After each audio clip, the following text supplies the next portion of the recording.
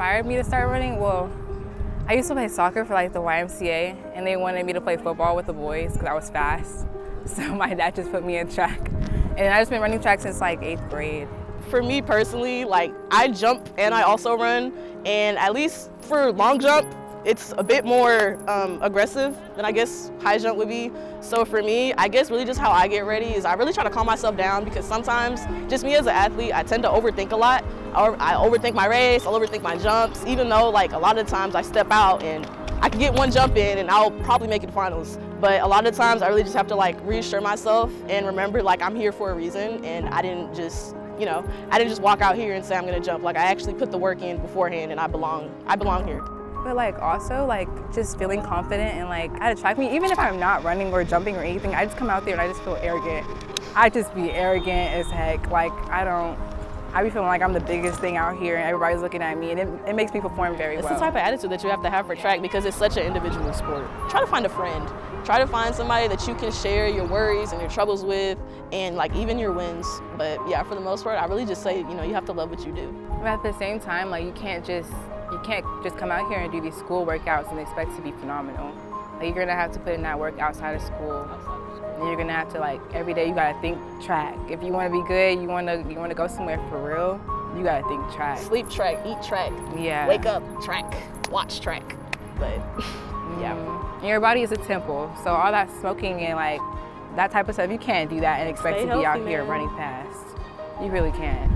Mentally, to prepare for a track meet, me and Riley always do like a quick jog before throwing, and then we listen to music. Maybe a challenge I overcame is like the mental block of like starting at something and like thinking I can't go farther, or like throw farther than what I already have, which obviously I overcame and have thrown farther than what I have, but yeah. I think a mental block for me has been looking around and seeing girls bigger than me, and knowing that at the end of the day it's what the tape measure says, not what's around you or what people say. So I think just believing in myself throughout the whole process really helps. I think both of our strengths is just working together, because like I said earlier, throws is one where you have to stay calm and just believe in yourself, and I think one of our strengths, since it's just us two really out there, is doing that for each other whenever one is lacking. So I think the type of teammates we are is our strength. Yeah. I think we do a real good job like having fun. Like no matter how good or bad we do, we just have fun with it and we just laugh it off at the end of the day.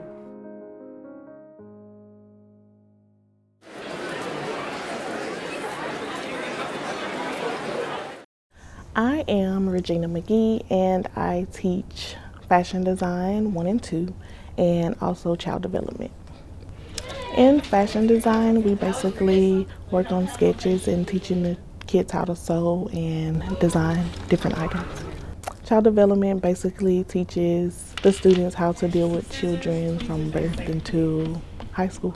Of the two, I would definitely say child development, because it's kind of in my background. I have 2 kids of my own, and I've always been like a nurturer, so that naturally just comes to me. It's something easy for me.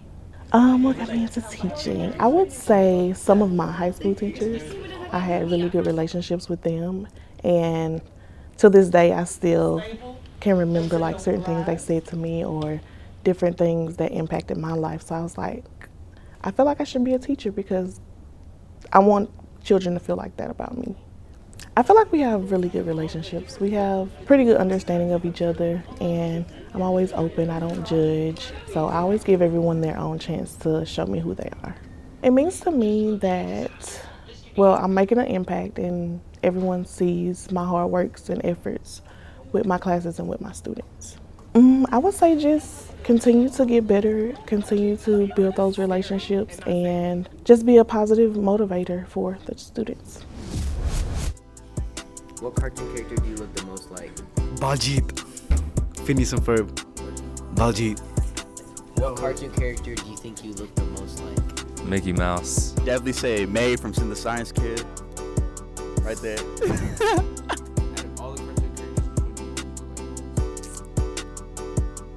Probably the good dinosaur. Oh, you see it? Yeah, I think I look like Riley from Inside Out. My name's Riley, so it makes sense.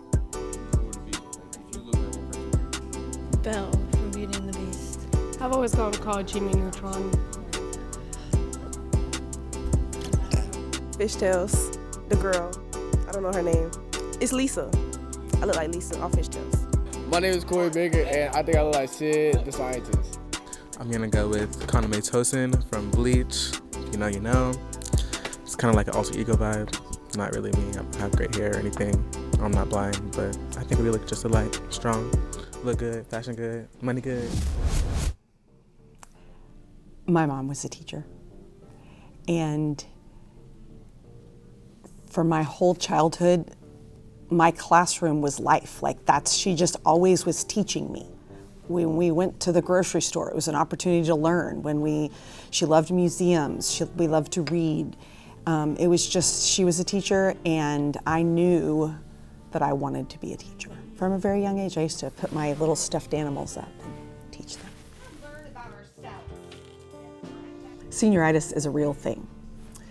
But again, I really think that one way we can deal with senioritis is helping our seniors recognize that their learning is something that hopefully will continue beyond the halls of Oak Ridge High School.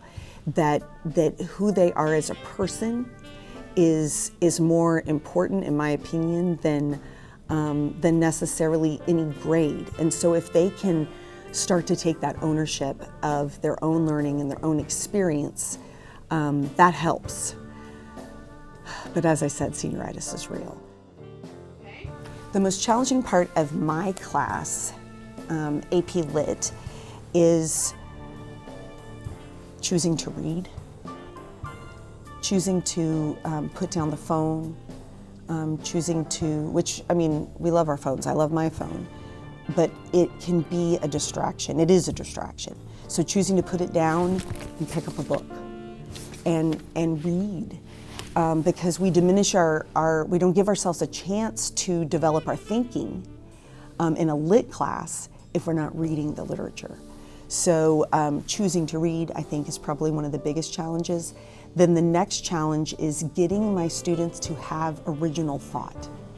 So once they've read something, they sometimes look at me and they want me to tell them what to think.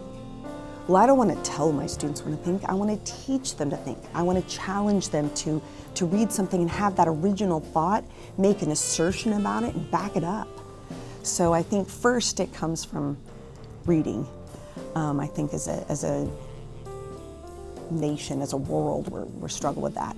But I think that because of that, and then having that original thought, having the confidence in yourself to be able to